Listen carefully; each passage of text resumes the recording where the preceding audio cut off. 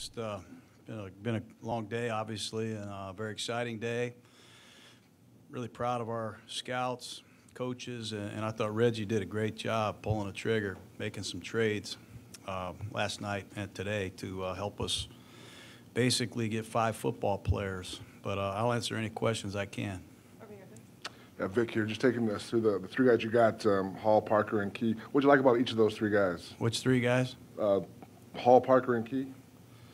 Hall is an inside rusher. He's a potential 3 technique, outside shoulder of the guard. That's a critical part of this defense that we're going to run here with Paul Gunther.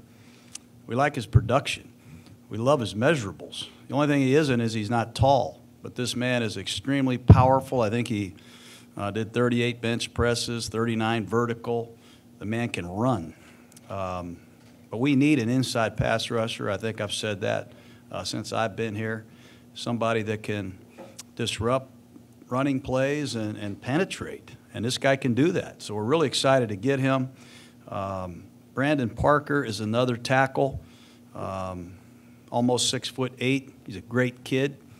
Really impressed us, his movement skills at the Combine and certainly in the Senior Bowl. He's got a huge upside. We feel like Colton Miller and Parker have great mentors in Giacomini and Penn.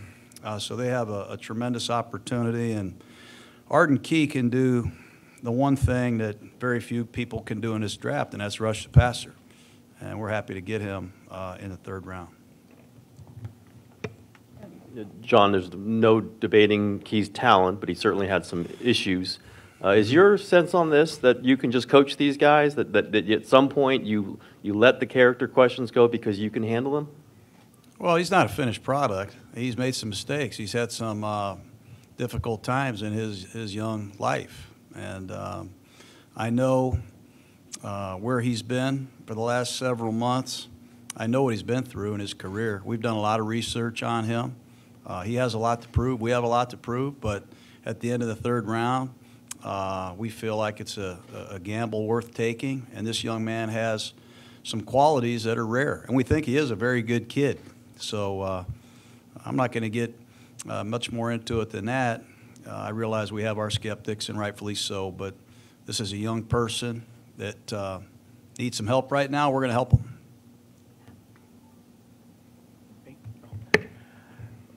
Two players taken from FCS level in a row. What do you have to see to know that they can ascend? You know, Jerry, we saw Brandon Parker at the Senior Bowl. Didn't bother him one bit. Didn't care who he blocked him. He played right tackle, left tackle in the All-Star Classic. I think if you're as productive as P.J. Hall and your measurables are what they are, believe me, we weren't the only team that wanted P.J. Hall. I think these 2 guys are going to be great future Raiders. They have a passion for football. We put a Raiders sticker next to them because they have 5-star character, great work ethic. They're going to be finishers. They're going to get better every day. And I am really happy to add those 2 men. 3 trades today, I think. Trade yesterday. What's just the energy like in there when these trades are happening? It's exciting, man. It really is. The trade last night, obviously you trade down to 15. You have 4 or 5 names on the board that you're considering. You net a 3rd round pick, which basically turned in to Martavis Bryant, which is a huge addition to this draft class, huge. But it's exciting. It's nerve-wracking. I hate it. You're hoping your guy slips. You're hoping your guy falls. Sometimes you get heartbroken. Sometimes you get excited. But it's a long day for sure. Michael Gelkin, Las Vegas Review-Journal. I know this might be as much of a question for Reggie as you, but the trade, the art of the trade, what goes into deciding when to move back, when to move up? You guys have made a trade before each of your picks. What goes into, do we stay put? Do we move up, down? Well, it's been said, I think, by both of us that we're going to collaborate on the decisions that are made. And, I really give him a lot of credit. He fielded phone calls. I fielded phone calls. We exchanged information. And we talked about the consequences of not making a trade, talking about the reality of what happens if we do make the trade. It was a good I think good communication throughout the process, and we did what's best for this football team, and we just got to see what happens when these young men get here. I realize we're going to have our skeptics. We took 2 guys that were from small colleges, but so was Willie Brown and Art Sheldon, and a lot of Howie Longs and other great players that have come through here. So, you know, we don't discriminate against people just because they didn't play at Notre Dame or USC or in the Pac-12 or SEC. But it was a great effort, I think, by everybody, and Reggie deserves a lot of credit. Levi Damien, SB Nation.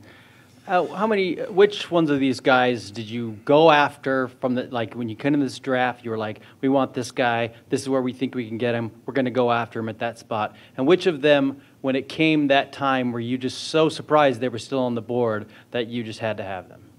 Well, all these 5 guys were men that we targeted. You know, we had a list of players that we really liked. As you get ready to make your pick, you put 4 or 5 names up there, and you kind of rank them 1 through 4. And if someone calls you, you have to consider, do we move back and pick up a pick because we have needs we feel that we need to address. But I think all 5 of the men that we added, including Martavis Bryant, were guys that we targeted. We wanted this Pittsburgh Steeler, and we wanted these 2 tackles, and we wanted this defensive tackle, and we certainly wanted to take a look at Arden Key. We're happy he was there at the end of the 3rd round. John, you were a draft analyst yourself not very long ago. What do you think about hearing, you know, you've mentioned the skeptics, and maybe this draft hasn't been widely praised. What do you think about that? You, as someone who's sat in the chair and Well, I don't really hear all the skeptics. I have a lot of people. I have a cell phone, too, that works. I got a lot of coaches and friends in the NFL that are ecstatic about the picks that we made. And I apologize to people that don't like our picks and that are skeptical. And I also realize that we have to prove we did the right thing. But I'm not going to apologize or be sad about taking 2 young offensive tackles with the people we got to block in this division. We're not playing 7-on-7 here. You know, we don't get to count steamboats or 3 Mississippis before they rush. We need guys that can block, and we address that today. And we have a quarterback, I think, that's one hell of a football player, and it's a priority to protect him. He's been hurt the last 2 years, and it bothers me. We got a big receiver who can jump up over you and a guy that can run right by you, and he's going to add a dimension to our team that we have not had here. And we needed an inside pass rusher, and we needed an edge rusher, a 3rd rusher potentially with Bruce Irvin and Khalil Mack, and we got to prove we did well, but with every pick comes skeptics. Coach, Kyle Martin, Raiders.com. Obviously, to that point, there's a lot of pass rushers in the division that are going to cause some problems. So fortifying the trenches is a priority. What importance or do guys like Colton Miller and Brandon Parker do differently that you're going to add to the group? Well, they're young players. You know, obviously Brandon comes from North Carolina A&T and hasn't seen the high level of competition that he's going to see when he gets here. Colton Miller is an underclassman, so we have a maturation that has to take place, obviously. But like I said, we have, I think, very good mentors in place with Donald Penn and Breno Giacomini. I think we have one of the best line coaches in football. Look, I've gone around this league as a broadcaster. You cannot call plays without offensive tackles. You can't do it. And we need depth, and we got to be better on the edge. Without Donald Penn last year and with issues at right tackle, we struggled to score in the last 4 games. We just had a 2-day minicamp. We felt it was a priority, and we're happy with how we addressed it. Kind of along those same lines, since last April, and I realize this is before your time to some degree, the team drafted an offensive tackle in the 4th round and the 7th round. It extended Donald. With Giacomini was signed, a 1st-round pick, a 3rd-round pick, all on offensive tackle. How do you sort this out now with the bodies in place to figure out who are your guys that you're going to trust moving forward to, as you referenced, the important assignment of protecting Derek Carr? Well, you're right. We did draft a 4th rounder, and we did draft a 7th rounder, and so did a lot of teams in the NFL. It doesn't matter what round, what players are here. We've got to play better. We've got to be better on the edge. We have competition. We have some depth, and you need versatility. You need guys that can swing and play left and right because men get hurt in this league. It's a 16-week grind. So I'm not going to sit here and put forth a depth chart today, but in the coming weeks we will. But we certainly needed these two big offensive tackles. And when you see them, they are big guys. Great guys, too. No, you said you felt fortunate. Arden was there at 87. Some guys on the TV were saying he's a first-round talent. On talent alone, where do you think he falls? Don't listen to everybody on TV, trust me, just so you know. I mean, some of the critics on TV, I was one of them. You don't want to listen to those critics all the time. You know, like I said, 2 years ago, his tape was unbelievable. He was a heck of a football player. He gained 25 or 26 pounds. He bulked up.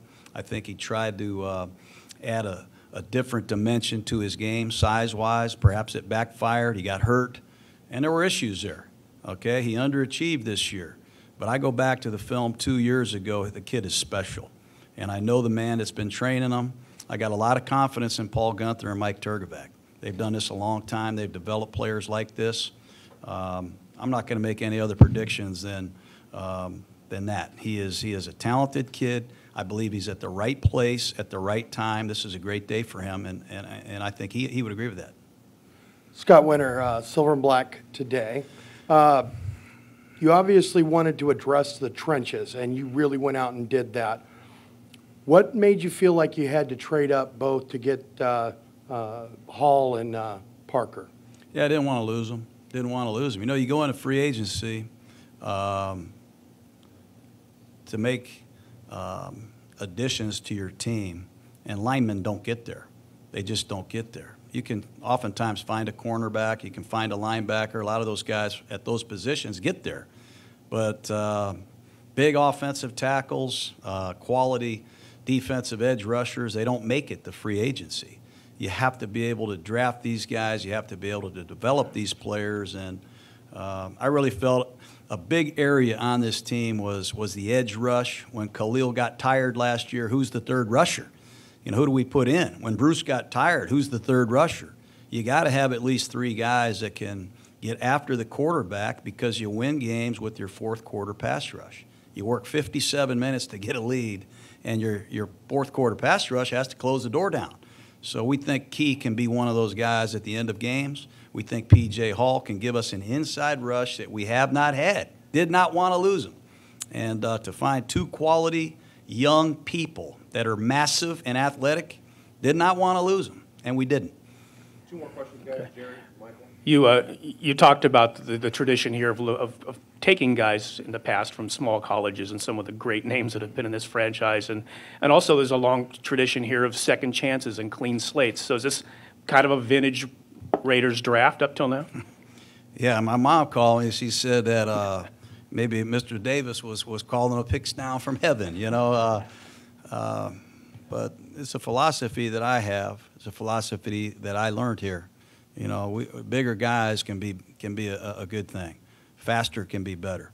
We feel like we added one of the fastest receivers in all of football today, and Martavis Bryant, two really outstanding young, massive tackles that can pull, that can pass protect, that can continue to get better, that'll fight, that'll take us to another level of execution.